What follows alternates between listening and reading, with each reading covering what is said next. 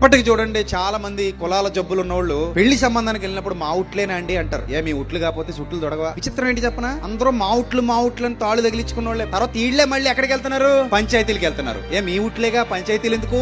మీ ఉట్లేగా కట్నం కోసం వేధిస్తున్నాడు ఎందుకు? మీ ఉట్లేగా మొగుని ఎందుకు చంపేసింది? మీ ఉట్లేగా విడాకులు ఎందుకు తీసుకుంటున్నారు? అంటే మా ఉట్లు అన్నది అన్ని చోట్ల సెట్లు కావట్లా. కానీ మా ఉట్లు అయితేనే గట్టు ఎక్కుతాం, లేకపోతే మెట్టు దాటం, మెట్టు ఎక్కం, చుట్టూ తొడగం మా ఉట్టు కాకపోతే. అవునా కదా? జనాల్లో జబ్బులున్నాయి లేదా?